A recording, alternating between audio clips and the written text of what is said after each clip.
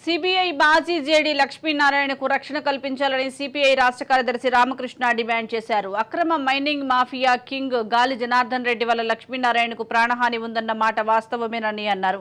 జనార్దన్ రెడ్డి కేసుల విచారణలో సిబిఐ అధికారిగా లక్ష్మీనారాయణ కీలక పాత్ర వహించారని గుర్తు చేశారు.